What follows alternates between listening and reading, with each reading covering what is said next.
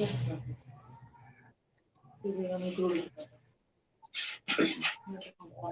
नमस्कार, hello and welcome to Dastan live session with Prince Haider. उम्मीद है आप सब खैरियत से होंगे, रात के रिश्ते हैं। और आज दास्तान में हमारे साथ जो नौजवान शख्सियत मौजूद हैं वो काफ़ी पुरवकार और दबंग शख्सियत के मालिक हैं। एजुकेशनली और professionally mass communication, IT sector, journalism से इनका ताल्लुक है। आप TV एंकर हैं, RJ हैं, कॉलम राइटर हैं, मूवीज, नॉवेल्स, ड्रामा इंडस्ट्री इसके लिए भी लिखते रहे हैं, शायरी का शौक रखते हैं और MPU मेन प्रोटेक्शन यूनिट के बानी हैं। जवाब कौन देगा शो सीरीज के होस्ट भी हैं, 104 फिलडेल्फिया और radio 103 FM 105, GTV news, Geo news, Urdu news, Al Jazeera, star news Asia, daily Pakistan and Dunya and Samaa से भी वाबस्तगी रही है। मैं मुखातिब होना चाहूंगा मतीउर रहमान साहब से। How are you doing Matiur Rahman, कैसे हैं आप? I'm doing well. I'm doing well. How are you? I'm good. Thank you so much. It's so nice to see you after so long, mashallah se. But since we are back on the series, अच्छा, काफी तगड़ा portfolio है. What I have been just viewing about it. So, I just love the enthusiasm that you have been working with in all these years, mashallah से. तो मैं ये पूछना चाहूँगा कि कैसे लगता है कि Motiur Rahman, you have been working from so long, क्या बदलाव आए हैं और आपने क्या तब्दीली आई है बचपन से लेकर अब तक? तब्दीली की अगर बात की जाए तो तब्दीली तो कुछ खास नहीं आई, क्योंकि बचपन से भी आपको पता है कि हम जैसे लोग जो हैं, खासतौर पर जो जर्नलिस्ट हैं, वो एक बचपन से उनका एक पोर्टफोलियो होता है इस तरह का। तो बचपन में भी थोड़ा सा मुझे लगता था कि यार जो चीज मुझे नहीं अच्छी लगती वो ना मुझसे दूर हो जाए, सबसे दूर हो जाए। तो आज भी जो है वो इसी तरह है। मैं कहता हूँ कि यार जो चीज नहीं अच्छी वो मुआशरे से खत्म होनी चाहिए। और इसमें बड़ा एक फैक्ट आता है कि जब लोग कहते हैं कि यार आपको क्या अच्छा नहीं लगता, देन उन्हें बताया जाता है कि यार ये चीजें जो है वो नहीं अच्छी। अब बचपन में मैं जिस तरह था, कभी स्कूल जाते तो कुछ दोस्त थे, वो दोस्त स्कूल से बंक कर जाते थे। मैं उन्हें कहता कि यार ये बंकिंग अच्छी नहीं होती, आप लोग कॉलेज में स्कूल आते हो और आके पढ़ा करो, क्या ज्यादा से ज्यादा 5 से 6 घंटे लगते हैं और क्लास लेके घर जाया करें। तो इसी तरह बचपन में था, इसी तरह अब हूं मैं। जो चीज मुझे बुरी लगती है वो मैं सबके सामने कह देता हूँ। वो तो हमें सबको पता है कि आप बेइंतहा निडर और बेबाक शख्सियत हैं।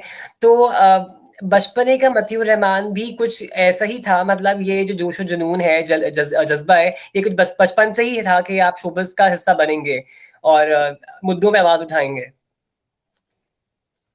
बिल्कुल। अच्छा, देखिए परफेक्ट। बचपन से ही अच्छा, इंसान की अगर सोच इस तरह होना। जी जी जी जी बोलिए। मैं कि ये कह रहा था कि बचपन से ही अगर इंसान की सोच इस तरह हो ना कि यार मैंने जो मेरे मुआशरे में गलत हो रहा है मैंने उसे खत्म करना है, देन आप कोई भी बड़े होकर जो है कोई भी स्टेप ले सकते हैं। अदरवाइज जब आप ये ग्रोथ होती है बचपन से, जब आप बचपन से इस चीज को नहीं सोचते तो आप फिर मेरे ख्याल से कि आप एकदम स्टैंड नहीं ले सकते उसके खिलाफ।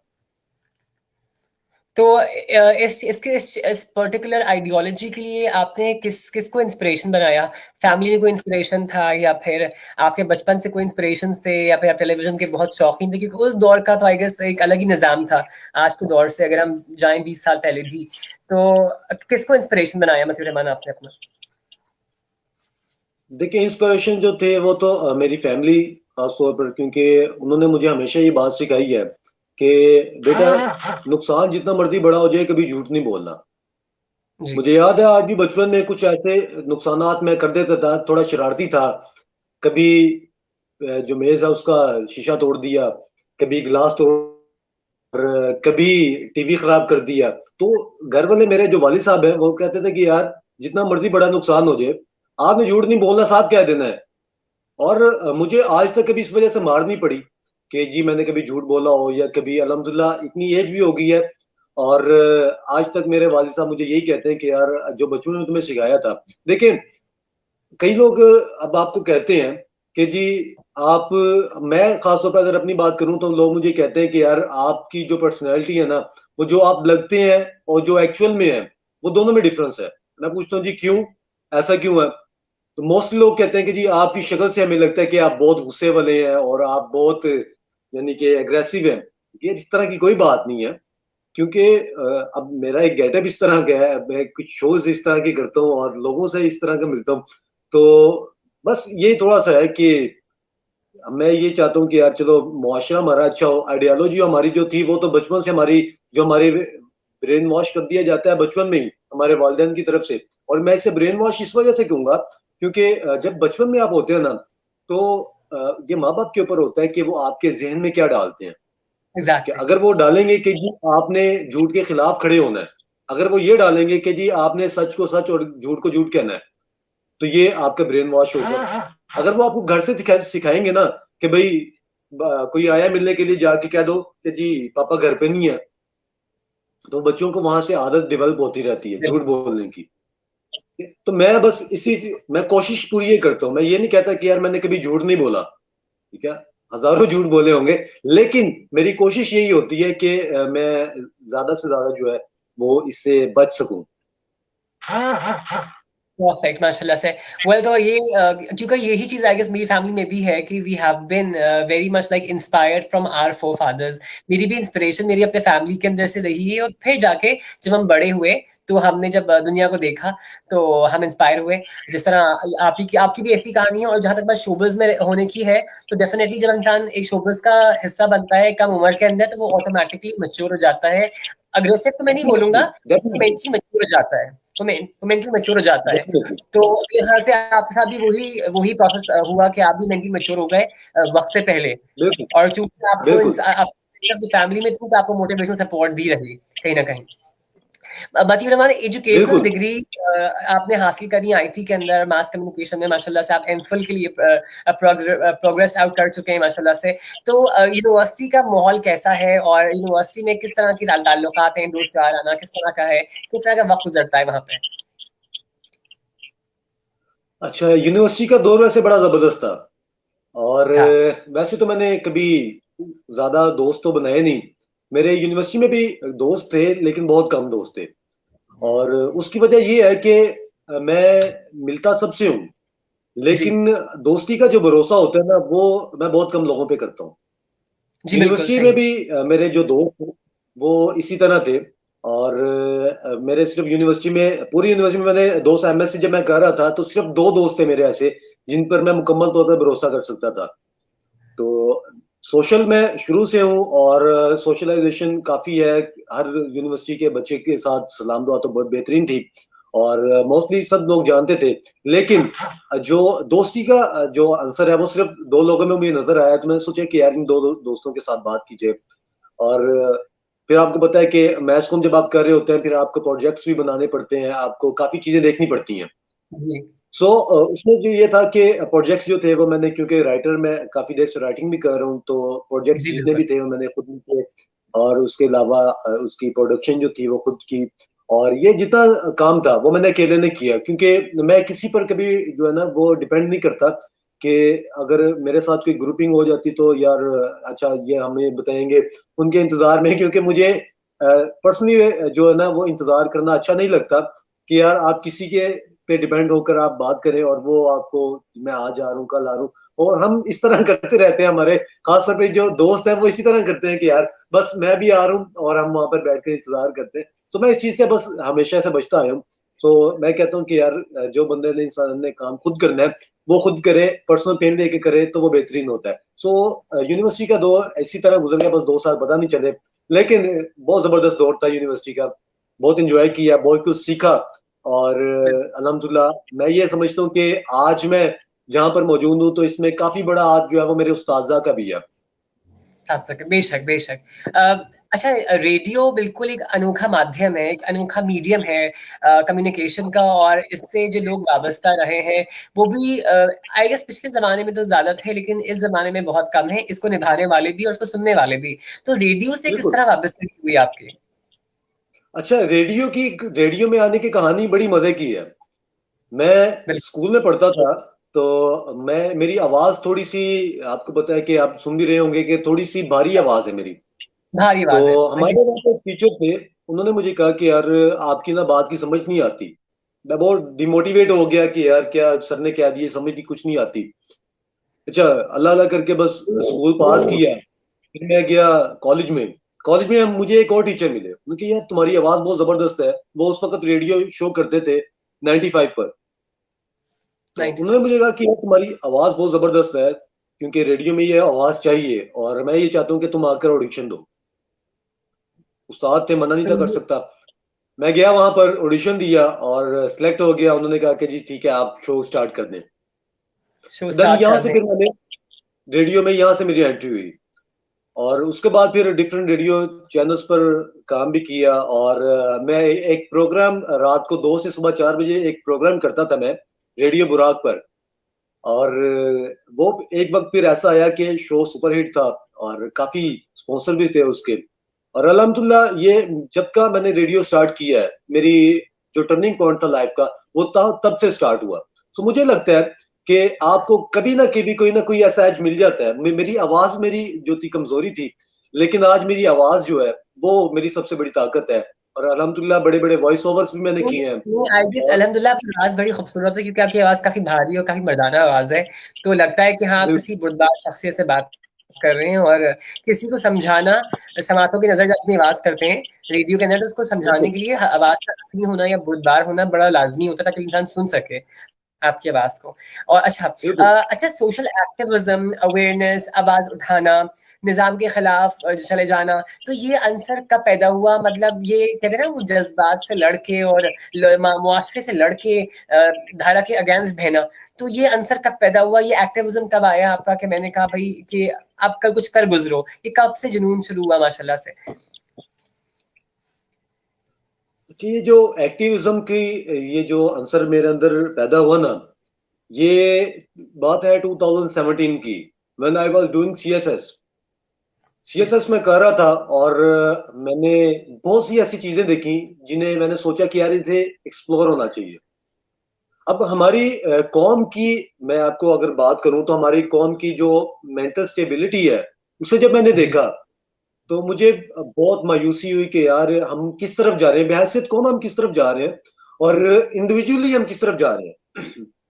सो तब मैंने सोचा कि यार इस चीज को, जो गलत चीज है जो लोगों के सामने नहीं आई, जो लोगों को पता ही नहीं है। अब देखिए आप, मैं अगर मेरे आप कोई राइटिंग पढ़े सॉरी, अगर आप मेरा कोई कॉलम पढ़े, या आप मेरा कोई नॉवल पढ़े, या आप मेरी कोई लिखी चीज या कोई प्रोग्राम देखें, तो मैं उन चीजों पर बात करना जरूरी समझता हूँ जो टैबू समझी जाती हैं। क्यों? जी बिल्कुल। क्योंकि उसके बारे में कोई बात नहीं करता। उसके बारे में लोग समझते हैं कि यार अगर हमने बात की, या तो हमें इस्लाम से खारिज कर दिया जाएगा, हाँ। या हम पर कोई हाँ। फतवा लगा दिया जाएगा, या फिर इस तरह होगा कि लोग हमारे खिलाफ होंगे। तो मेरी कोशिश ये होती है, तब से मेरी कोशिश अब तक यही रही है कि यार मैं वो चीजें, लोगों में वो अवेयरनेस पैदा करूं जो उन्हें नहीं है। अब जिस तरह पोलियो की 2018 में मैंने पोलियो की एक कंपेन की थी, और उसमें ये था कि हमारे लोग ये समझते थे कि जी अगर पोलियो के कतरे हमने पी लिए, हमारे बच्चों ने पी लिए, और आपको पता है वो जो भी हमारा एक पुराना चल रहा है, हमारा माइंड वॉश जो किया हुआ है खास तौर पर, कि जी पोलियो पिया तो ये हराम है, सब कुछ हो जाएगा।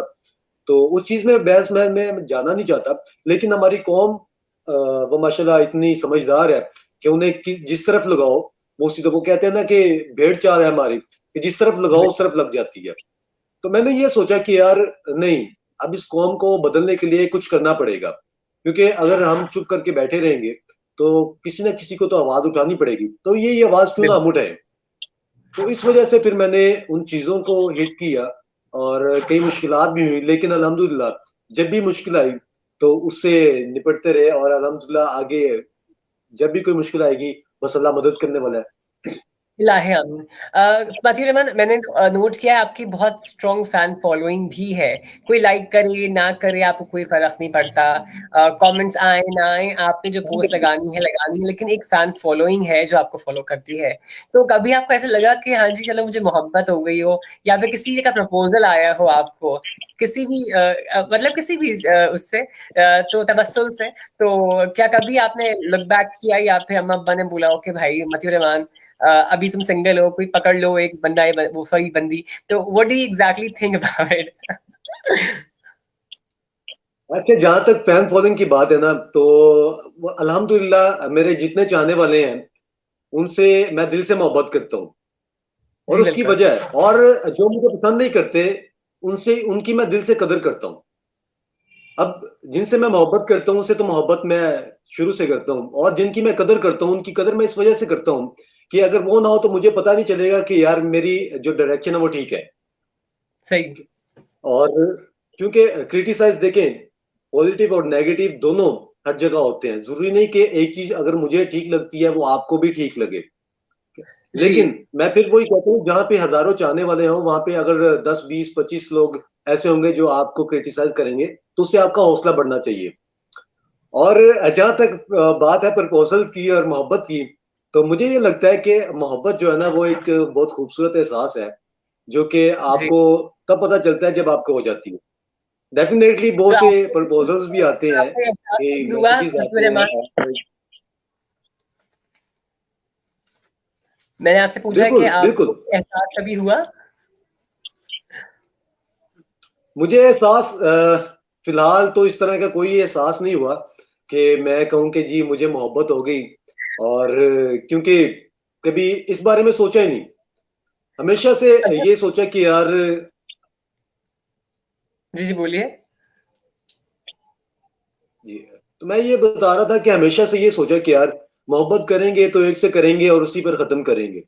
सो हाँ बस बहुत से दोस्त आते हैं, बहुत सी लड़कियां खासतौर पे मेरी दोस्त हैं, और कई प्रपोजल्स भी आते हैं, लेकिन मैं कहता हूँ नहीं यार, ये जो दोस्ती है ये सिर्फ दोस्ती तक कायम है। और शादी को लेकर तो रोज आपको पता है कि घर वाले तो ज्यादातर फैमिली में खासतौर पर, और मेरे वालिद साहब मुझे कहते हैं कि यार अगर कोई है तो हमें बता दे भाई। मैं कहता हूँ नहीं जी, अभी फिलहाल तो कोई नहीं है, होगी तो इंशाल्लाह मैं आपको जरूर बताऊंगा। तो मतीउर रहमान को ये एहसास है कि मोहब्बत एक खूबसूरत एहसास है, लेकिन अभी उनको ये एहसास होना बाकी है। एनीवे तो मतीउर रहमान, इतने बड़े बिल्कुल। सीक्वेंस ऑफ वर्क के बाद जब क्राइम रिपोर्टिंग पे आप निकलते हैं तो डेफिनेटली काफी मुश्किलात भी आती होंगी on the scenes of the scenes. दुश्मनियां बढ़ जाती हैं, धमकियां और बहुत सारे मसले मसाइल पैदा होते हैं इवन ड्यूरिंग द शूट जब आप जाते हैं क्राइम रिपोर्टिंग के को रिपोर्ट करने के लिए, या फिर किसी भी वजूहात किसी भी मसाइल को हाईलाइट करने के लिए, तो वहां पे ऑन द सीन क्या होता है? मतलब कोई हंगामा, कोई इशू, तो वो किस तरह फेस करते हैं? वो क्या होता है उसका फिर? अच्छा, मोहम्मद सबसे बड़ी यासिर। जो हर्डल आती है, मोहम्मद यासिर यहाँ ज्वाइन कर रहे हैं हमको। हाय मोहम्मद यासिर, उम्मीद है आप खैरियत से होंगे। अच्छा, एनीवे मतीउर रहमान, तो ऑन द सीन क्या होता है? तो सबसे बड़ी हर्डल जो आती है ना, वो हमेशा से मेरे सामने जो आई है वो आवाम है। लाइक मैं किसी अच्छा। को एक्सपोज कर रहा हूँ तो आवाम आगे आ जाती है। किसी डॉक्टर को 2 साल पहले मैंने एक शो किया ये अबॉर्शन सेंटर्स पर, छापा मारा वहां पर तो आवाम आ गई कि जी आप इन्हें क्यों छोड़े। अताई डॉक्टर्स पर शो किया, आवाम आ गई बचाने के लिए। ठीक है। फिर इस तरह मैंने चाइल्ड लेबर पर शो किया, आवाम आ गई। अभी रिसेंटली मैंने आज ही अगर मैं आपको बात बताऊं, तो आज मैं एक पार्क में गया, वहां पर 4 5 बच्चे थे जो कि भीख मांग रहे थे। और मैंने उन बच्चों को जब पैसे दिए उन्हें बुलाया और उनसे पूछा सारा, क्योंकि आपको पता है कि बच्चे तो बच्चे हैं। उनसे मैंने पूछा कि बच्चे। यार आपको यहाँ पर कौन लेके आता है। उसने बताया कि जी हमारी माँ है, और हम इस सारा दिन निकलते हैं मांगते हैं, और रात को तकरीबन कोई हम 4 से 5 हज़ार रुपया घर लेकर जाते हैं। क्या, अब मैंने सोचा कि यार इस चीज को खत्म होना चाहिए। मैंने वहां पर क्या किया, बच्चों को पास बुला लिया, मेरी टीम थी, टीम ने बच्चों को साथ बुला लिया। अब उसकी माँ को बुलाया गया, उसकी माँ आई, उसकी माँ से मैं सवाल पूछूं कि जी आप बताएं कि आप कौन है, कहाँ से आई हैं। और मेरी कौम के माशाल्लाह नौजवान ऐसे हैं, वो आके मुझे फिर वही कोई वीडियो बना रहा है कि जी आप इन्हें हैरेस कर रहे हैं। आप कौन होते हैं ये पूछने वाले कि जी ये कहाँ से आई है। देखिए जी, आप मैं कौन होता हूँ पूछने वाला, मैं अवामी नुमाइंदा हूँ, बीइंग अ जर्नलिस्ट मेरी ये रिस्पॉन्सिबिलिटी है कि एक चीज को मैं एक्सपोज करूं। लेकिन वो नहीं, आप इन्हें कह नहीं सकते। मैंने कहा, भाई वो बच्चों को तो लेकर भीख मांग रही है। तो नाज़रीन, एक इशू ये भी है कि क्या कहते हैं कि अवाम खुद भी अपने मसाइल सॉल्व करना नहीं चाहती। वो चाहती ही नहीं है कि उन जाहिर सी बात है। मज़ामीन पे या उन एजेंडास को हाईलाइट किया जाए कि जो मुसीबत का जरिया बनते हैं किसी चीज को भी लेकर। और मुझे लेकिन लगता है आप कि मतीउर रहमान, अब अगर कोई ऐसा वाकया आपका दरपेश आया हो जिसमें कोई अटैक हुआ हो या धमकियां दुश्मनियां, तो आप वो भी शेयर कीजिए नाज़रीन के साथ। अच्छा, इस तरह के वाकया तो बड़े मेरे हुए मेरे साथ। और एक वाकया जो था, जो मुझे आज तक नहीं भूलता, वो एक मसाज सेंटर था जिसमें मैं छापा मारने के लिए घुसा, और उन लोगों ने मैं बंद कर दिया, हमारे अच्छा। कैमरे छीन लिए। वहां पर उनने, उनके बड़े बड़े लोग थे, और उन्होंने फोन किया बकायदा, वहां पर जो उसकी केयर टेकर थी उसने फोन किया, और बड़े, यानी कि पॉपुलर इंसान को फोन किया, और उसने कहा कि भाई तुम्हें पैसे नहीं पहुंचते, ये हमारे यहाँ इधर क्या कर रहे हैं। और पंजाबी औरत थी, उसने कहा जी आज तुम जान के नहीं। मेरे साथ 4 लड़कियां थी, 5 लड़के थे, और 10वां मैं था। हमें उन्होंने बंद कर लिया। अब पुलिस को कॉल कर रहे हैं, रिस्पॉन्स नहीं मिल रहा। चैनल के मालिक को कॉल की, रिस्पॉन्स नहीं मिल रहा। देन फिर एक हमने, हमारा एक कॉन्टेक्ट था ऐसा, जो हमने फिर उसे कॉल की और उसे बताया कि जी हम यहाँ पर फंस गए, हम यहाँ से निकालें आकर। तो फिर वो आए वहां पर और उन्होंने हमें वहां से निकाला। तो ऐसे हालात भी होते रहे हैं कि हम जाते रहे हैं और हमें लोग पकड़ते रहे हैं। फैजाबाद धरना हुआ जब, तब मैंने मार खाई, क्योंकि वहां पे, क्योंकि हमारे मौलाना हजरात जो थे वो, मैं लाइव जा रहा था, और लाइव जाते हुए मेरे पीछे इतने इतने बड़े, जो बड़े बांस होते हैं वो पकड़ के खड़े हुए थे, और मैं आई वाज जस्ट लाइक कि यार कोई गलती हुई और पीछे से आना है ये। फिर डॉक्टर को जब मैंने पकड़ा तो वो आगे हमला करने के लिए। फिर उसके बाद जब मैंने चाइल्ड लेबर पर काम किया, भट्टों पर, तो वो लोग आगे वहां पर कि जी हम आपको जाने नहीं देंगे। तो इस तरह के मुश्किलात जो होती है वो, देखिए मुश्किलात से लड़ना जो है ना, वो मेन चीज होती है। मुझे सबसे बुरा जो लगता है ना वो ये लगता है कि एक चीज मैं कौम के लिए बता रहा हूँ कि आपके लिए नहीं ठीक, और आप नहीं। उसी चीज पर कौम आकर जब क्रिटिसाइज करे कि जी आप किसी की, अब मैंने एक प्रोग्राम आपने देखा होगा शायद कुछ दिन पहले, एक मैंने डेट पॉइंट पर प्रोग्राम किया, और वो ये था कि मैं लोगों को ये अवेयर करना चाह रहा था कि जी आप फैमिली पार्क्स में नहीं जा सकते, क्योंकि आपकी फैमिली जो है वो नहीं जाना चाहती, इस वजह से क्योंकि वहां पर जो बेशर्मी और बेहयाई है वो अरूज पर पहुंच चुकी है। अब मैंने वहां पर कुछ लोगों को पकड़ा और उनसे मैंने बात की। तो मेरी जो कौम है उसका रवैया ये था कि भाई आप कौन होते हैं किसी की जातियात में दखल अंदाजी करने वाले। के उससे वेरी नेक्स्ट डे एक वीडियो आई जिसमें एक गुलबर्ग के इलाके में एक कोई कैफे था, उसमें डांस हो रहा था। तो जो मुझे कह रहे थे जातियात का सबक दे रहे थे, अगले दिन वो फिर उस पर अरस्तू बने हुए थे कि जी ये तो गलत हो गया।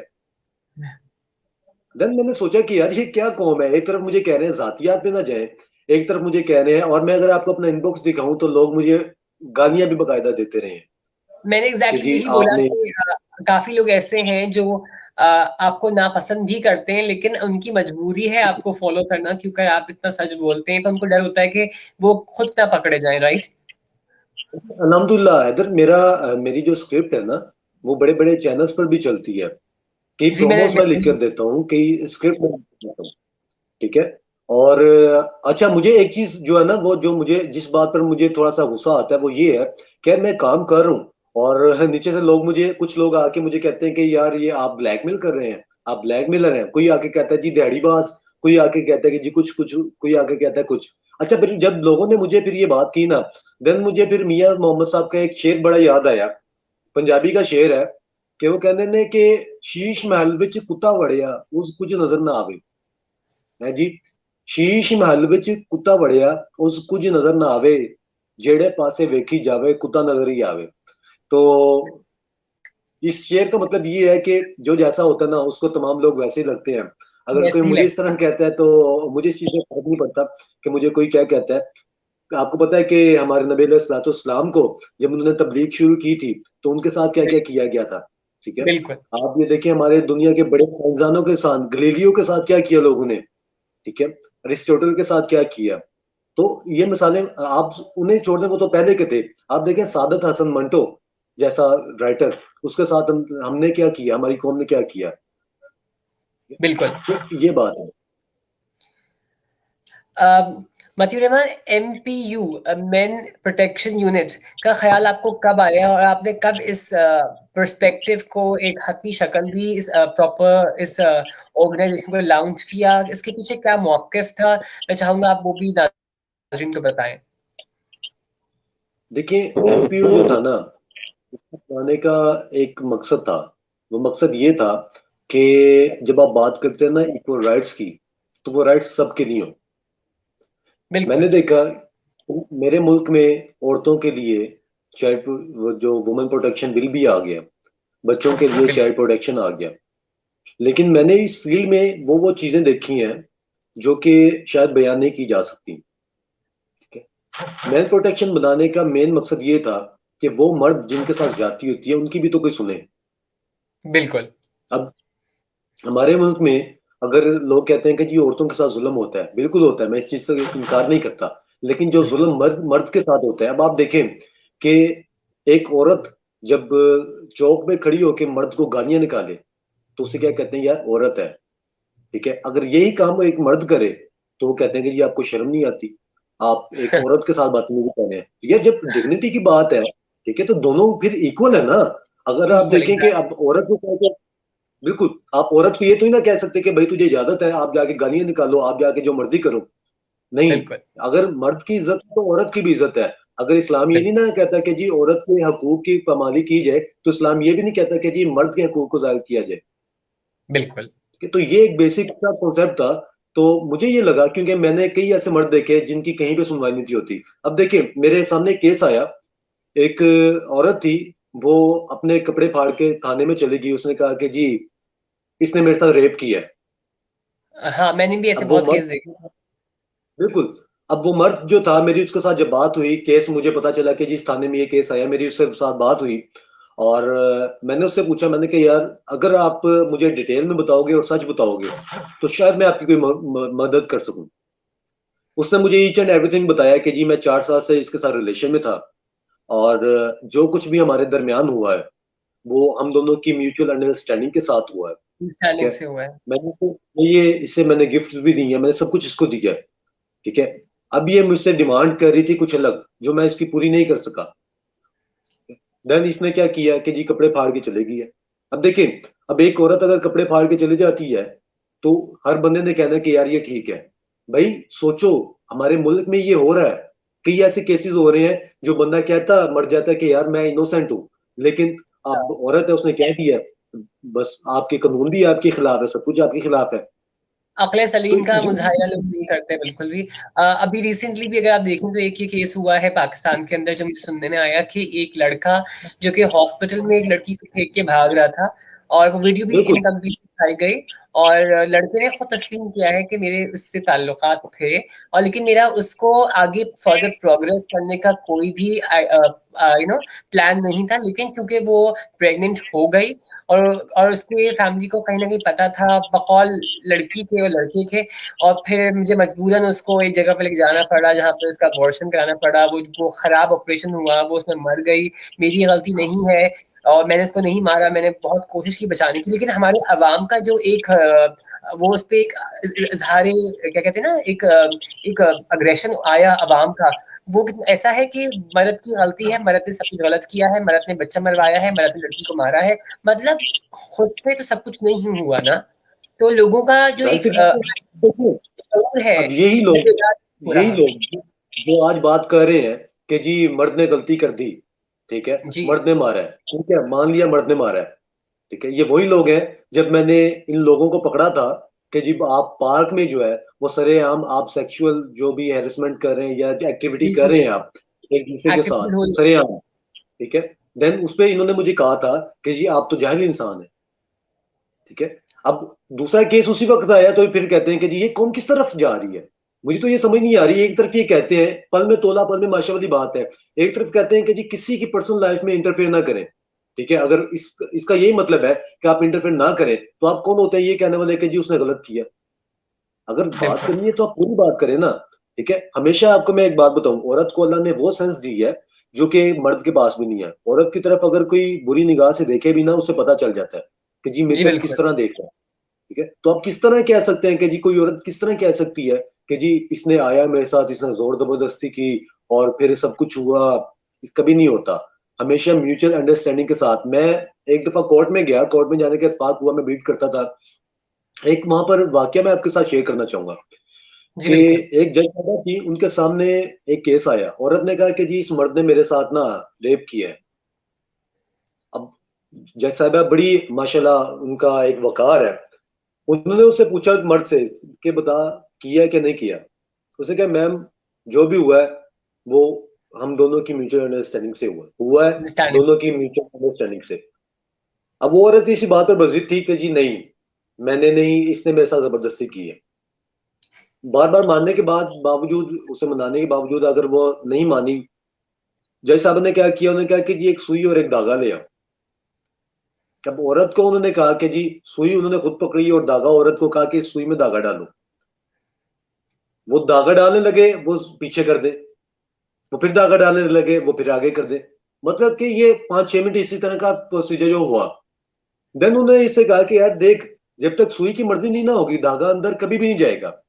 इसी तरह जब तक औरत की मर्जी नहीं ना होगी, मर्द उसके साथ कुछ भी नहीं कर सकता, चाहे वो रेप ही क्यों ना हो। ठीक है। रेप करना और भी खैर एक बहुत बड़ा कोई मैं बोलूंगा कि इसके लिए आपको अपने अंदर के जानवर जगाना पड़ता है, ये भी बहुत तकलीफ से मराहिल होते हैं। और बिल्कुल एक और बात ये है कि मेन प्रोटेक्शन यूनिट जो आपने तश्कील दिया, तो इसका मेजर मौक़िफ़ ये था कि मर्दों के हकूक को प्रमोट किया जाए, जहाँ पे वुमेन्स राइट को एक्टिवेट किया गया है, चाइल्ड बिल्कुल। यू नो चाइल्ड्स के ऊपर आप लोगों ने बिल पास किया है। तो इन सब चीजों को लेकर एक मेन को भी वो क्या कहते हैं हुसूस मैम एक देखें रास्ता बेचारा, मर्द को सेफ्टी। आप देखें, मर्द को कोई नौकरी से निकाल दे, ठीक है, मर्द कौन है? जी अब हमारे घर की जितनी औरतें हैं, ठीक है, वो क्या करती हैं? वो फैशन भी करती हैं, वो बनाओ जी श्रृंगार भी करती हैं, किसके पैसे के? मर्द के पैसे से। ठीक है। बिल्कुल। और ये मर्द है बेचारा, जो मर्द की जो ईगो है ना, वो ये है कि वो पानी का गिलास भी नहीं उठाता, लेकिन अपनी फैमिली के लिए वो लोगों की गालियां भी सुनता है। ठीक बिल्कुल है। ये वो तो है, अपने ये तो अंदर का है। मर्द मान देता है, वो सब कुछ वो करने के लिए तैयार होता है कि यार बस मेरी फैमिली जो है वो खुश रहे। अच्छे से अच्छे रहे। ठीक है। जब उस मर्द की नहीं अगर आप सुनी जाती कहीं पे, तो आप देखें ना कि हमारे बेचारे मर्द, और मैं बता रहा हूँ आपको कि मैंने खुद ये देखा है कि हमारे मर्द इतने मजलूम हैं, कुछ सारों की मैं बात कुछ नहीं कर रहा, कुछ मर्द सारों ऐसे में मजलूम है जिनके साथ ऐसा जुल्म हुआ है, ऐसा जुल्म हुआ है इनके साथ कि उनकी सुनने वाला कोई नहीं। अब हाँ एक बिल्कुल। एक बंदा जो अपनी, एक औरत है, उसने कहा कि जी मैंने घर नहीं जाना, उसके छोटे बच्चे को भी साथ ले गई, और वो बेचारा उसकी याद में रो रो के पागल हो रहा है। और अदालतों में अगर आपका जाना हो कभी, खासतौर पर फैमिली कोर्ट्स में, तो आप देखें कि वहां पर मर्द किस तरह बैठे होते हैं। बहुत ठीक ज़िल्लत है। उठानी पड़ती है, बहुत ख्वारी होती है, मैं तो कोर्स भुगत चुका बिल्कुल हूँ। और इसके ऊपर अगर आप देखें कि मैं ये नहीं बोलूंगा कि सारे मर्द बुरे होते हैं या अच्छे होते हैं। Definitely there is a quantity जहाँ पे एक बुरे मर्द भी हैं, देयर इज अ बिल्कुल। पार्शियलिटी, यहाँ पे अच्छे मर्द भी हैं फॉर श्योर।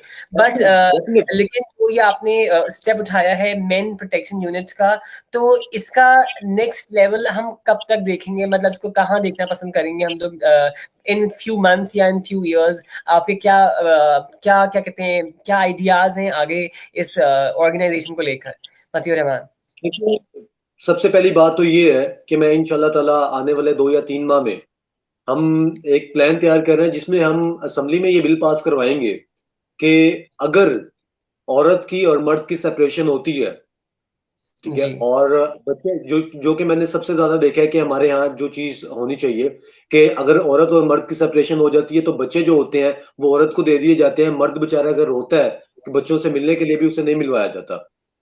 तो मैं सबसे पहले ये चीज करूंगा कि हम बिल एक ऐसा इंशाल्लाह ताला पास करवाने जा रहे हैं कि और ये असेंबली में पास करवाएंगे हम इंशाल्लाह ताला, कि अगर कोई ऐसी बात होती है, सेपरेशन की कोई बात होती है, तो दोनों को इक्वल राइट्स दिए जाए कि जहां अब ठीक है बात मिल 15 दिन। सके बच्चों से, है ना?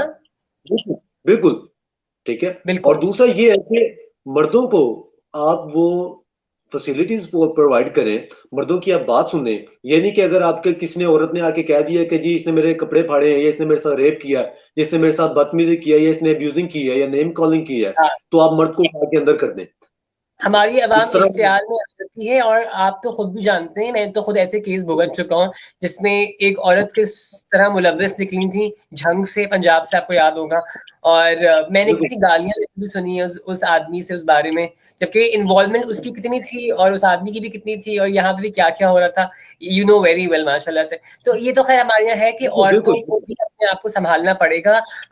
हम औरत को हव्वा के रूप में देखते हैं, लेकिन ऐसा भी कुछ रूप निकल के आते हैं जो कि हमारे सोच से परे हैं। देखिए, और ये इस मुआशरे का मैं हिस्सा हमेशा है, एक इसलिए बात कहता हूँ, का हिस्सा है। बिल्कुल, मैं हमेशा एक बात कहता हूँ, मैं एक कोटेशन देता हूँ हमेशा अपनी। मैं एक बात कहता हूँ कि मर्द इतना जालिम नहीं होता जितना दिखाया जाता है, हाँ ये और भी तो है। औरत इतनी मजबूर नहीं होती जितनी बनती है।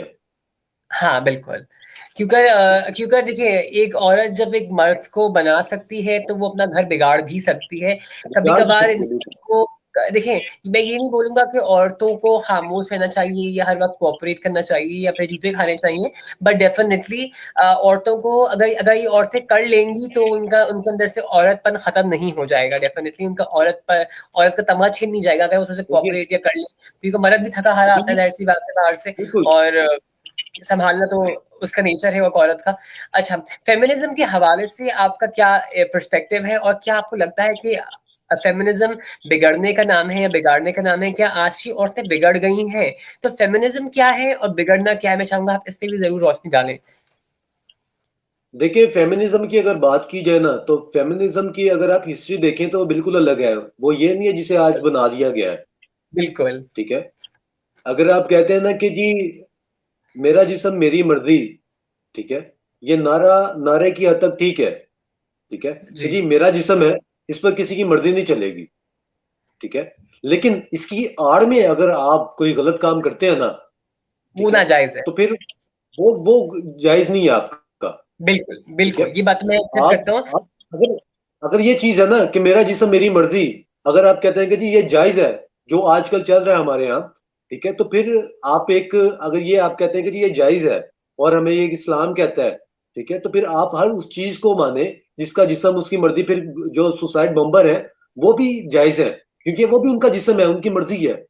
ठीक है। बिल्कुल अगर आप इस तरह से देखते हैं, मेरा जिस्म मेरी मर्जी का जो मेन मकसद है ना, वो ये है कि जी मेरे ऊपर किसी का हक नहीं चल सकता। बिल्कुल बिल्कुल। ठीक है। आप अब ये देखें, अब हमारी औरतें इसको क्या कह रही हैं कि जी अपने खावन जो है मादरत के साथ, ये हकीकत मैं आपको बताने लगा हूं, क्योंकि एक रिपोर्ट आई थी ये थोड़ी दिन पहले कि उसमें तलाक की जो शरह है वो 700% 2020 में हुई है। जी, आपने मुझे बताया था इस बारे में। ठीक है।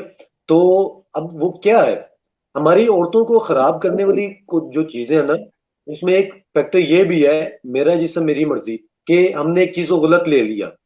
ठीक है। हाँ दूसरा बिल्कुल। फैक्टर ये है, और गलत हमने किस तरह लिया कि जी अपने शोहर को कहना है कि जी ये काम नहीं होगा। अब भाई देखो, शोहर है वो आपका शोहर है। ठीक है। हम लोग हमेशा से गलत को, जो हम चीज ठीक होती है हमारे लिए, हम उसे गलत इंटरप्रेट करते हैं। हर चीज को हम गलत लेकर चलते हैं, हर चीज को हम नेगेटिविटी से लेकर चलते हैं। ठीक है। बिल्कुल। आप इस चीज पे छोड़ दें मेरी कौम को खराब करने वाले, खासतौर पर आजकल हमारे यहाँ आपको पता है कि ड्रामे देख लें आप किस तरह के हैं। और इसमें एक जो होता है ना, हमारे साइकोलॉजिकल एलिमेंट एक बड़ा मैटर करता है। ड्रामों में वो क्या देखती हैं हमारी लड़कियां खासतौर पर, एक वेल सेटल्ड इंसान है, 22 23 25 साल का, गाड़ी हाँ उसके बिल्कुल। साथ है, बंगला उसके पास है, और बार हाँ बार कभी उसका दुपट्टा उसके उसके अटक रहा है, कभी उसकी पायल अटक रही है, कभी वो गिरने लगी तो बचा लिया, और वो वर्ल्ड ऑफ फैंटेसी में रहते हैं कि अच्छा फैंटेसी जी हमें वर्ल्ड भी में। इस तरह का मिलेगा। लेकिन उन्हें मिलता क्या है, उन्हें मिलता है जी 30 35 हजार एवरेज कमाने वाला इंसान। एक लड़का, वो हाँ। जब देखती है अच्छा, आदमी। ये तो, वो फिर ये यहाँ से आके ना बड़ा मैटर खराब होता है। और जहां तक बात है फेमिनिज्म की, तो फेमिनिज्म का मतलब जो है ना, अगर आप उसे समझे तो वो बेहतर है। अगर आप फेमिनिज्म को ये कहे ना कि जी ये मेरा जैसा मेरी मर्जी जी का जो नारा है वो इस तरह का था, हालांकि मारवी समर ने ये नारा लगाया था, और जब उनके मैंने पॉइंट ऑफ व्यू उनका लेना चाहा इस बारे में, तो मुझे कुछ ऐसी चीजें पता चली जो मैं डिस्कस नहीं करना चाह रहा। कहने का मतलब सिर्फ ये अच्छा, है मालूम कि सलमा जी साहिबा अगर मेरी आप, बहुत अच्छी दोस्त भी है। मैं ये बताना चलूं। अच्छा, क्योंकि क्योंकि अच्छा, मैं एक बात बोलूंगा कि वो एक जगह पे बात आ गई थी होमोसेक्सुअलिटी के ऊपर, जिसको प्रमोट कर रही थी, जो कि इस्लामी लिहाज से नाजायज है। लेकिन एक एक बिल्कुल बात ये, सच ये भी है, एक हकायक ये भी है कि होमोसेक्सुअलिटी कोई पहली चीज नहीं दुनिया में जो आई है या फिर छुपी हुई है, ये अरसा दराज से है। और और आई गेस इसके ऊपर कभी शायद छुप के, आई गेस छुप के भी नहीं बोलूंगा, इसके ऊपर कभी किसी ने सही से बैठ के रिसर्च भी नहीं करी हमारे अल्लामा ने। बस वो सामने आती है और हटा दी जाती है, इसका कोई सोल्यूशन कभी निकाला नहीं गया, इसके बारे में कभी कोई बात की नहीं गई।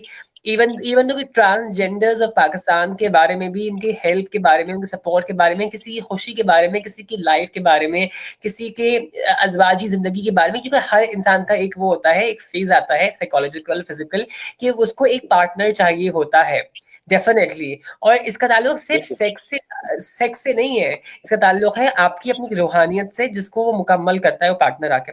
अब हमारे उलमाओं ने, शायद उनकी भी ये गलती है, मैं तो बोलूंगा कि उन्होंने कभी भी इन मसाइलों के ऊपर बात नहीं करी, और चूंकि वो बात नहीं करते तो जो चीज पोशीदा थी वो और पोशीदा रह गई है। एक ये भी एजेंडा है। तो मारवी साहिबा ने आई गेस उसको प्रमोट कर दिया ऐसे हलके के अंदर जहां पे उसका तस्वुर ही नहीं है। तो डेफिनेटली जहां पे एक औरत बेबाक तरीके से बोल रही है, जा भाई मेरा जैसा मेरी मर्जी, तू ये भी कर वो भी कर, तो डेफिनेटली उसको फिर गलत लिया जाएगा। और खलील रहमान साहब ने जो बात करी थी, डेफिनेटली वो तरीका कार बेइंतहा नाजेबा था, बेइंतहा गलत था, जो हम सब ने देखा कि कोई तरीका कार नहीं है बात करने का। और जिस तरह आपने कहा कि फेमिनिज्म का वो कॉन्सेप्ट जो प्रमोट किया जा रहा है मार्केट में आजकल, वो जायज नहीं है। क्योंकि देखें, एक जिस्म आपका है, डेफिनेटली उस पर आपका हक है चूंकि, लेकिन अगर आप उसको गलत तरीके से इस्तेमाल करेंगे तो जाहिर सी बात है कहीं ना कहीं आप दुनिया को भी जवाबदेह हो जाते हैं, और अल्लाह को तो आप बेशक हैं। और इसके साथ ही हम बात करेंगे कि औरतें आजकल की बिगड़ गई हैं, या फिर ये सिर्फ हमारा वहमो गुमान है। तो इसके बारे में आप मुझे जरूर बताइए कि आजकल की औरतें बिगड़ गई हैं या नहीं बिगड़ी। मैं चाहूंगा कि मैं आपसे सुनूं इस बारे में। अच्छा, इसमें ये है कि मैं हमेशा कहता हूँ कि पांचों उंगलियां बराबर नहीं होती। जी ठीक बिल्कुल, है। ये तो मैं मानता हूँ। एक ही नजर से हर औरत को देखना, ये एक मर्द की जो, मैं कहता हूँ कि वो मर्द बीमार है जो एक ही नजर से हर औरत को देखता है। ठीक है? देखिए, अब अगर आप कहते हैं कि जी हाँ हमारी औरतें बहुत बिगड़ गई हैं, ठीक है, तो उस औरतों में फिर आपकी माँ भी आती है, आपकी बिल्कुल बहन भी आती है, आपकी बेटी भी आती है। ठीक है? अगर आप बिल्कुल कहते हैं कि जी औरतें बिगड़ गई हैं, हाँ, मैं ये जरूर कह सकता हूँ कि जी इतने परसेंट औरतें हमारी जो है वो बिगड़ गई हैं। और उसकी वजह ये है कि उनका जो ब्रेन वॉश इस वक्त हो रहा है, वो आपके मीडिया की सूरत में, वो ड्रामास की जी सूरत में। आपको पता है कि हमारे यहाँ एक शर्मनाक बात ये है कि 2020 की हमारी जो वेबसाइट, सॉरी 2019 में हमारा मुल्क जो था वो पोर्नोग्राफी में नंबर 1 था, कि जी पोर्न मूवीज बिल्कुल। देखने वाला नंबर 1 था, और उसमें सबसे ज्यादा तादाद जो थी वो औरतों की थी। औरतों की भी पाई गई। ये फैक्ट्स हैं। ठीक है। तो मैं हमेशा जी रिसर्च पे बात करता हूँ, मैं इसकी बात नहीं करता कि यार औरतें सब ठीक नहीं है। हाँ, बहुत अच्छी औरतें भी हैं। और बहुत, आपको पता है कि जब एक इंटरनेशनल इदारा कह रहा है कि जी पाकिस्तान की औरतें इसमें सबसे ज्यादा मुलविस हैं, तो आप देख सकते हैं कि फिर हमारा मुआशरा किस तरफ जा रहा है। वो फिर बेहतर आप अंदाजा लगा सकते हैं। मैं किसी को अगर कहूंगा कि जी ये खराब है, मैं किसी को टैग लगाना, मेरी कोई हैसियत नहीं है कि मैं किसी को टैग लगाऊं, लेकिन जो फैक्ट्स एंड फिगर है मैं उस पर बात कर सकता हूँ, वो मैंने आपको बता दिया। तो हाँ, तो मैं ये तासुर आपका नहीं है, ये बात सिर्फ आपकी नहीं है, ये तो खैर इंटरनेशनल फिगर बोल रहा है कि हाँ जी ऐसा कुछ है, बिगड़ गई हैं। बिल्कुल। जो कि, और मैं भी ये उम्मीद करूंगा कि अल्लाह मियां उनको सिरातुल मुस्तकीम चलने का रास्ता दिखाए। अच्छा, जनरेशन, इस जनरेशन में जो मौजूदा जनरेशन है, इक्वालिटी मसावात से बोलते हैं, और इस्लाम की ये जनरेशन कितना इस्लाम को फॉलो करती है, ये क्या ये भटक गई है, नहीं भटकी, या ये बहुत लिबरल है, या तो फिर ये बहुत एक्सट्रीमिस्ट है, ये किस मसाइल से गुजर रही है जनरेशन, मौजूदा जनरेशन। क्योंकि अगर पिछली जनरेशन हम देखें तो वो बिल्कुल मुख्तलिफ उसका तर्ज अमल था। अम्मा अब्बा कहते थे नमाज पढ़ो, ये करो वो करो, सख्तियां थी, तंबियां थी। एक पीरियड ऐसा भी गुजरा जब आपकी टेक्नोलॉजी एडवांस भी हुई, लेकिन हमारे माँ बाप का जो तरीका कार था वो कभी इतना नहीं बदला। लेकिन आजकल की जो जनरेशन है, पिछली एक दो, ये थोड़ी सी मुख्तलिफ है, शायद थोड़ी सी नहीं, अच्छी खासी मुख्तलिफ है। इनके क्या मसाइल हैं, मैं जानना चाहूंगा अतीउर रहमान। देखिए, हमारी जो आज की जनरेशन है, जितना मैंने देखा है, सबसे पहली बात ये है कि इस्लाम की हम बात तो करते हैं, हमने इस्लाम को सिर्फ रखा हुआ है नाम के तौर पर। जी ये बात ठीक तो है। खैर है। हमारा कोई कोई मसला हो जाए ना, फिर हम इस्लाम को ले आते हैं कि जी इस्लाम ये कहता है, और हथियार हमें बन गया। इस्लाम का मतलब नहीं पता। ठीक है। मेरी कौम के जो लोग हैं, खासतौर पर जो यंग जनरेशन है, उन्हें ये नहीं पता कि इस्लाम है क्या, इस्लाम का मतलब क्या है। ठीक है। बिल्कुल दूसरी बात ये है कि अब देखिए, इक्वालिटी आप कहते हैं कि जी इक्वालिटी, इक्वालिटी की बात वहां पर होती है जहां पर अवाम को, कौम को शऊर हो। वो एक बड़ी बात है, एक किसी ने कहा था कि जी शोर शऊर में और शोर में आइन का फर्क है, और ये आइन इल्म का है।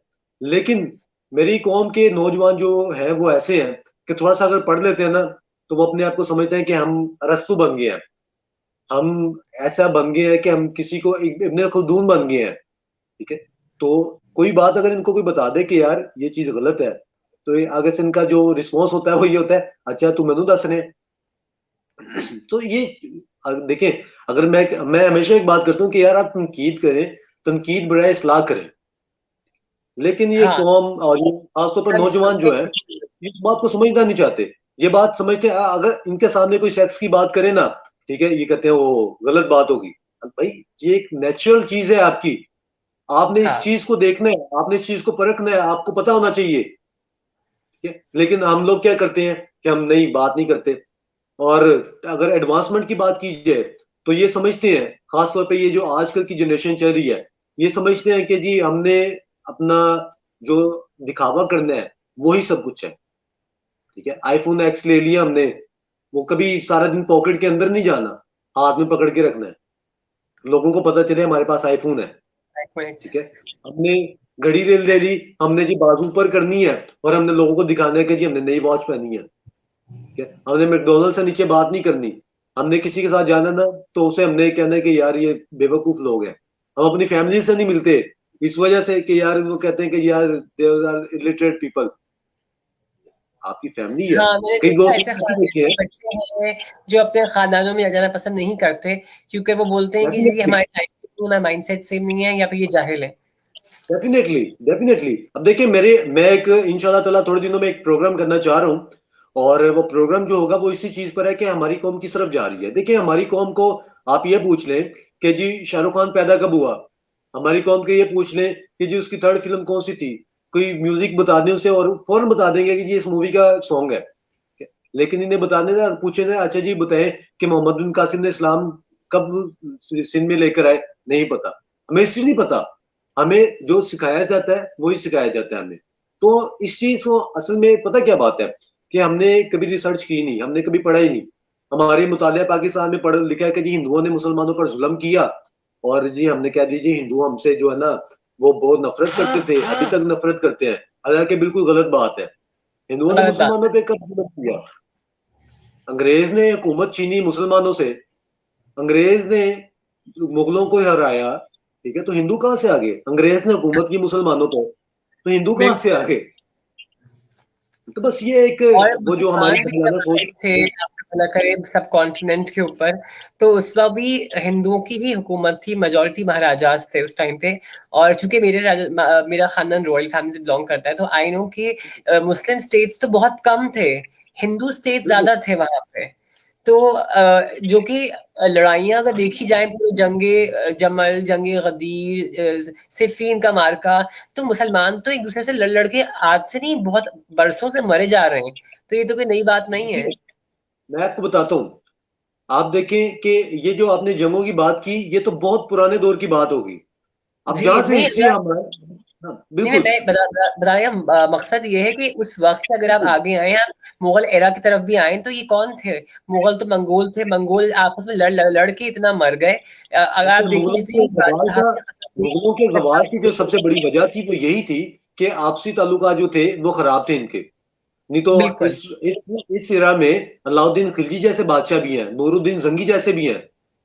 बट ठीक है, अलाउद्दीन खिलजी आई गेस का एक बड़ा ही एक वियर्ड किरदार भी रहा है बैकग्राउंड देखिए में। आप देखें, और बहुत ही तगड़ी मूवी भी बनाई गई है। और अगर मूवी से हट के जाए ना, तो उनकी तो खैर बहुत ही कोई अनोखी कहानी है अलाउद्दीन खिलजी साहब की। और अच्छा, हिस्ट्री क्यों बड़ी अलाउद्दीन, फैब्रिकेटेड लिखी देखिए गई है। मुझे इसमें, बिल्कुल बिल्कुल, मुझे इसमें अलाउद्दीन की सिर्फ एक भी चीज अच्छी लगती है, जो उसने रिफॉर्म्स की थी। और वो क्या? Reforms, I don't think so कि यार के रिफॉर्म्स थी उसकी, अलाउद्दीन खिलजी की। और मुझे नहीं लगता कि उस दौर में वो कोई गलत फैसला था। वरना आपको पता है कि हमारे यहाँ शुरू से जो हिंदुस्तान में होता आ रहा था वो क्या था। और लेकिन आपको पता है, वही मैंने आपको बात की कि कुछ चीजें ऐसी होंगी जो मुझे लगता है कि यार ये उस वक्त के लिहाज से बेहतरीन थी, कुछ आपको लगता होगा कि यार ये उस वक्त नहीं था होना चाहिए। सो जो हमारी सोच है वो तो डिफरेंस होती है। लेकिन जो मुझे लगता है वो मैंने आपके साथ शेयर किया। बिल्कुल। टॉपिक पे लौटते हुए मैं चाहूँगा, क्या कहते हैं, मतीउर रहमान, आप यूथ के नाम कोई ऐसा क्या कहते हैं, मैसेज प्रोवाइड करें जिससे वो कुछ सीखें और उसमें आपकी कॉन्वर्सेशन का कोई निचोड़ हो जिससे उनको एक राह मिले। देखिए, यूथ के लिए मैं यही कहना चाहूंगा कि हम वो लोग हैं, हम खासतौर पर मुसलमान हैं, ठीक है, और हम वो बिल्कुल। लोग हैं जो कि जिसके दिल में डर सिर्फ मौत का भी नहीं है, जिसके में दिल में डर सिर्फ ये है कि यार कहीं अल्लाह ना नाराज हो जाए, ठीक है। अब मैं अपने तमाम लोगों को ये बात कहना चाहूंगा कि हम जो जहनी गुलाम बने हैं ना, उससे बाहर निकल आए। एक चीज जो आपके लिए ठीक है ना, आप उसको माने कि आपके लिए ठीक है। मैं अगर आपको कह रहा हूँ ना कि यार, अगर आप पार्क्स में जा रहे हैं तो आपकी फैमिली को भी वहां पे जाना चाहिए, ठीक है। आप अगर कोई गलत कर रहे हैं काम, आप ना करें, छोड़ दें। कल को हमारी बहन भी हो सकती है, आपकी भी हो सकती है, किसी की भी हो सकती है, ठीक है। तो कौन से सिर्फ ये गुजारिश है खासतौर पर यूथ से कि आप लोग रिसर्च करें और रिसर्च पे बात किया करें। अब मैं देख रहा था कि फेसबुक पर खासतौर पर हमारे हाँ बहुत ट्रेंड चलते हैं कि एक मशीन थी और उसमें लिखा था कि जी हजरत आयशा की मशीन, रजी अल्लाह तआला अन्हा की मशीन, और नीचे मिलियंस जो थे मैंने वो देख। लाइक थे और सब कुछ था। सो यार, आप किस तरफ जा रहे हैं? उस दौर में क्या हाँ, मशीन का वो था? तो रिसर्च बेस्ड, रिसर्च ओरिएंटेड बात किया करें। और हमेशा एक बात याद रखें कि इस जो दुनिया है ना, ये दुनिया, इस दुनिया में आपकी तभी इज्जत होगी जब आप अपनी इज्जत खुद करवाना चाहेंगे, वरना बिल्कुल। आपकी इज्जत कोई नहीं करेगा। और अगर आप चाहते हैं कि जी अगर आपकी इज्जत कोई ना करे, तो फिर आप जहां पे लगे हैं लगे रहें, क्योंकि बाहर अगर आप जाएं तो उन्हें वो लोग हमें कहते हैं कि जी ये जहनी बीमार लोग हैं, ये लोग मजहब के नाम पर काटते हैं, ये लोग एक दूसरे को कहते हैं। खास तौर पे ये जो हमारे फसाद चढ़ता है जी, शिया सुन्नी देवबंदी अहले हदीस, इन चीजों से भी बाहर निकला है। क्योंकि अगर आप इसी में अटके रहेंगे ना, तो आप अगले, मैं ये हमेशा एक बात कहता हूँ कि हम अंग्रेज से वैसे तो 100 साल पीछे हैं टेक्नोलॉजी में, और हम अकल में उनसे 200 साल पीछे हैं। क्यों? अब देखिए, इस्लाम हमारे यहाँ है, लेकिन रूल वहां पे चल रहे हैं। न्यूजीलैंड में सोशल बाइकआउट होता है अगर कोई झूठ बोले, ठीक है। आपको पता है इंग्लैंड में अगर कोई झूठ बोले उसके साथ क्या किया जाता है, अमेरिका में क्या किया जाता है। हालांकि अमेरिका जो है वो एक क्राइम के लिहाज से नंबर वन कंट्री है, जहां तक मेरी रिसर्च है, ठीक है। लेकिन फिर भी अब मेक्सिको की जो अदालत है, अभी पिछले दिनों एक रिपोर्ट आई कि पाकिस्तान के जो माशाल्लाह मुसलमान जजेस हैं, माशाल्लाह अल्हम्दुलिल्लाह, हमारी अदालत आती है 121 नंबर पर, लेकिन जो मेक्सिको की अदालत है वो नंबर वन पर आती है, क्योंकि वहां पे इंसाफ होता है। वहां पे लोग जो है उन्हें शऊर है। तो हमारे यहाँ लोगों को शऊर हासिल करना चाहिए। शोर से शऊर तक इल्म का फर्क, जो फासला है ना, वो आपको तय करना चाहिए। और कभी ये ना सोचें कि जी मैंने सब कुछ सीख लिया है, क्योंकि हमेशा इंसान सीखता रहता है, हर दौर में सीखता रहता है, हर लम्हा सीखता रहता है। और कभी ये ना सोचें कि जी मैं सुपीरियर हूँ, क्योंकि जब आप ये सोचते हैं ना कि जी मैं सुपीरियर हूँ, I am all and all, तो फिर आपकी जिंदगी जो है ना वो फजूल हो जाती है। हमेशा एक काम करें, लोगों का फायदा सोचें। लोग आपको बुरा भी कहेंगे, कुछ लोग आपका को अच्छा भी कहेंगे, कुछ लोग आपको जो है वो डिस्करेज करेंगे, डिमोटिवेट करेंगे, लेकिन आप अपने कभी पॉइंट से ना हटे, कहें यार ये बिल्कुल। मेरा फर्ज है, इसे मैंने निभाना है और मैं निभाता रहूंगा। बेशक जो मर्जी हो, रास्ते में जो भी है, तकलीफ आए, सामना है, तो आप इंशाल्लाह ताला एक दिन आप आएगा कि आप उसे अचीव कर जाएंगे। और जब आप वो अचीव करेंगे ना, आप देखें, जब सादा हसन मंटो लिखते थे ना कुछ, तो उन्हें जेल हो जाती थी। जो लोग कहते थे कि यार ये जो राइटर जो है ना ये बेहूदगी फैला रहा है, लेकिन आज लोग उन्हीं की मिसालें देते हैं। क्यों? क्योंकि आज लोगों को पता चलता है कि यार उस वक्त जो बात की थी ना वो बेहतरीन थी और अच्छी बात थी। उर्दू को सीखें। आपको कई मेरे दोस्त ऐसे हैं कि जो कहते हैं कि जी उर्दू हमें नहीं अच्छी नहीं लगती, और जो भी हम पाकिस्तानी हैं अपनी मदर लैंग्वेज से जो है मोहब्बत करें, उर्दू को सीखें, अदब की बात करें। जब आप उर्दू अदब को सीखेंगे ना, तो आपको इतनी मोहब्बत हो जाएगी कि आपको कभी पता नहीं चलेगा कि यार मैं गलत कहाँ पे था और ठीक कहाँ पे था। गलत को गलत कहेंगे, ठीक को ठीक कहेंगे, और इंशाल्लाह इंसाफ की बात करेंगे। तो मेरे ख्याल से यही है कि कौम को रिसर्च ओरिएंटेड भी बात करनी चाहिए। तो ये थे मतीउर रहमान साहब हमारे साथ, जिन्होंने ये आइडियोलॉजी को प्रमोट किया और ये मैसेज दिया क्या हमारे नौजवानों को कि सेक्टेरियनिज्म को बिल्कुल भी प्रमोट ना करें, शिया सुन्नी जो तफरका है इसको ना फैलाएं, हमेशा डिफरेंसेस को सेलिब्रेट करें और एक साथ एकजुट होकर रहें, और अपनी अवेयरनेस को एक्टिवेट करें और रिसर्च बेस्ड बात किया करें, बगैर रिसर्च के कोई बात ना करें जिससे किसी की इंसल्ट हो या किसी को डिसग्रेस मिले। अपने अपने आप को एक एक्टिवेशन मोड में लाएं और लोगों को प्रमोट करें बेहतरी की तरफ, और हर हर उम्र में इंसान सीखता है, सिखाता है, एक तालिब इल्म बन के रहता है जब तक वो दुनिया में रहता है। तो ये थे मतीउर रहमान साहब हमारे साथ, बहुत शुक्रिया ज्वाइन करने का, बहुत खुशी हुई आपसे बात करके, और ये काफी एक लंबा चौड़ा क्या कहते हैं सेशन हुआ आज का माशाल्लाह से, जो कि काफी एक्सपेक्टेड था। बट इंशाल्लाह फिर मुलाकात होगी मतीउर रहमान साहब के साथ, और हम फिर मिलेंगे आपको अगले शो के न्यू गेस्ट के साथ। अपना बहुत ख्याल रखिएगा, शुक्रिया। Thank you so much, thank you so much. Allah Hafiz. Allah Hafiz.